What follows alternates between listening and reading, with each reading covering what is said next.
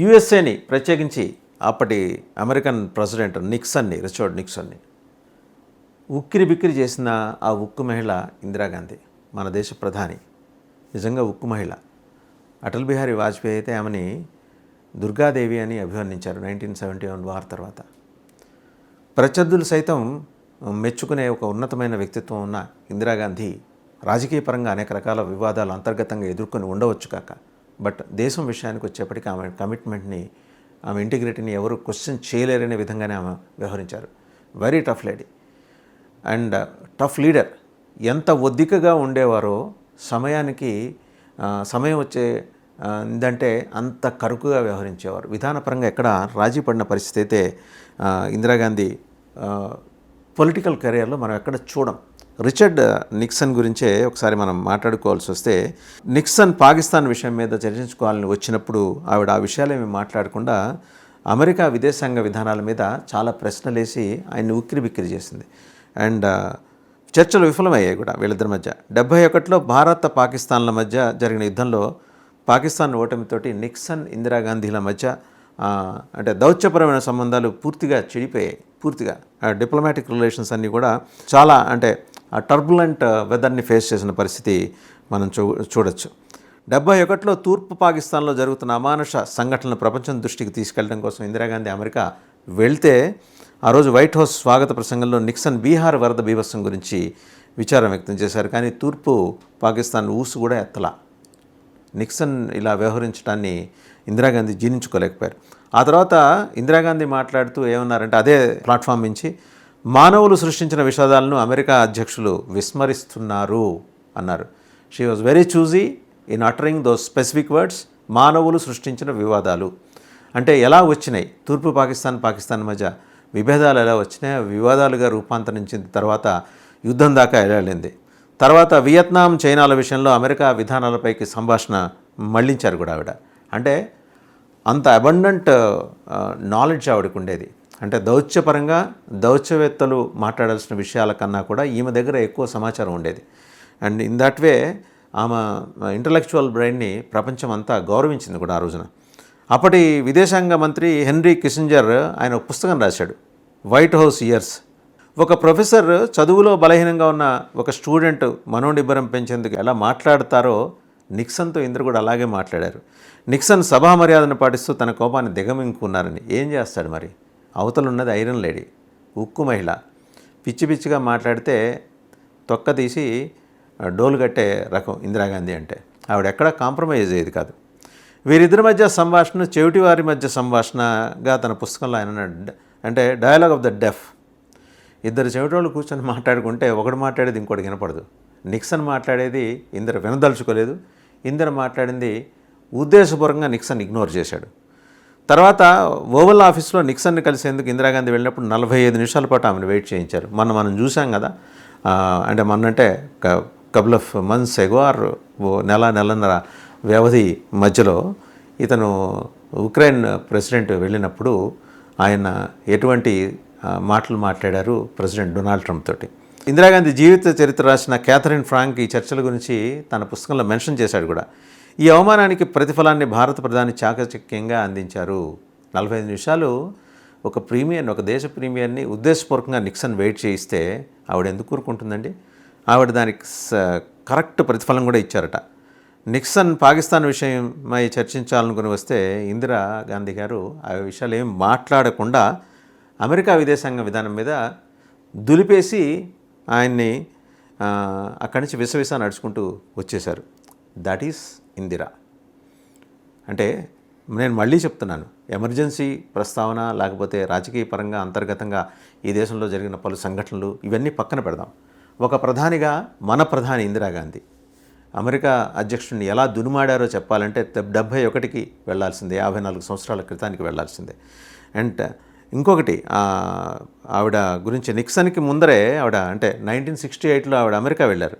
అప్పటి అమెరికా అధ్యక్షుడు లిండన్ జాన్సన్కు ఆవిడని ఏమని పిలవాలో అనుమానం వచ్చింది. అంటే ఎట్లా పిలవాలి ఇందిరాగాంధీ గారిని.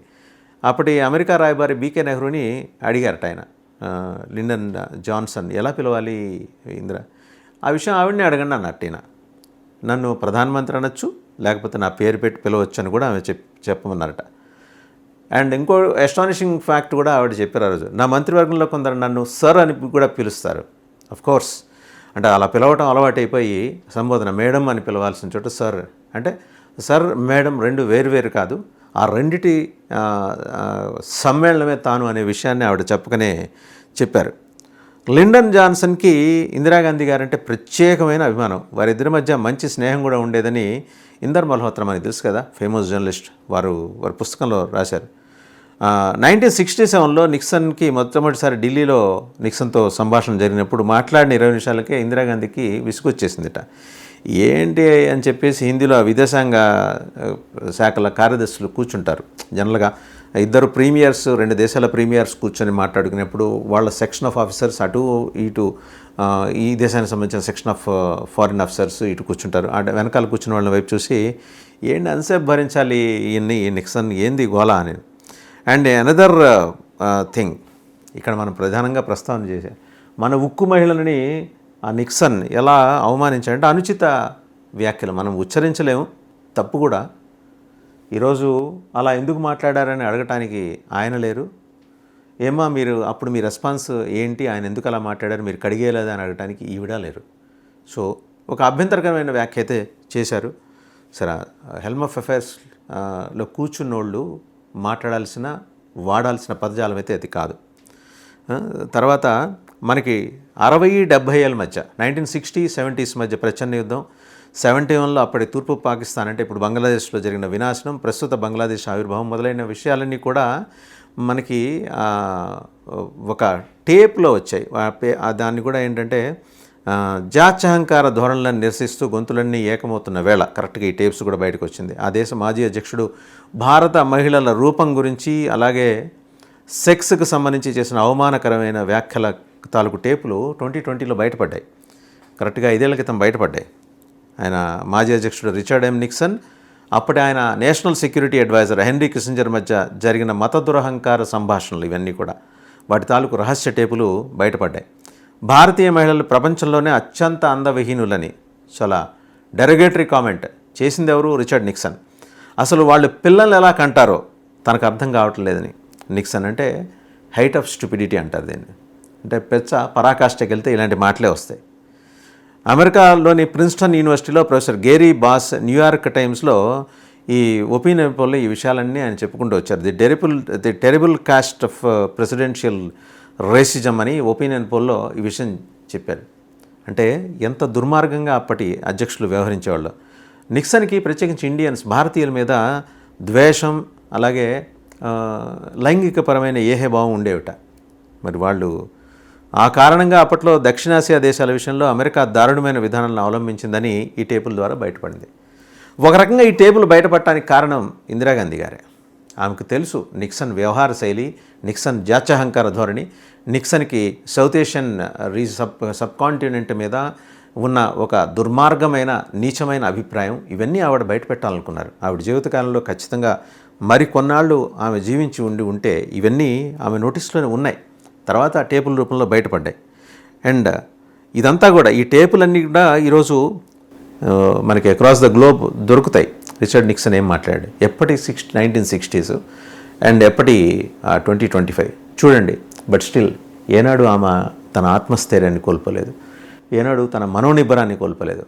అంతర్గతంగా రాజకీయ సంక్షోభాలు ఎదురైనా సరే ఛాలెంజ్ చేసి మరీ వాటిని ఆవిడ ఎదుర్కొన్నారు. రాజకీయ పరంగా ఆమెతో విభేదించే ఏ పార్టీ నాయకులైనా ఆమె ఎదురుపడితే మర్యాదపూర్వకంగా ఆగి నమస్కారం చేసి వెళ్ళేంతటి ఆ రెస్పెక్ట్ని ఆవిడ కమాండ్ చేశారు ఇందిరాగాంధీ, మన ప్రధానమంత్రి.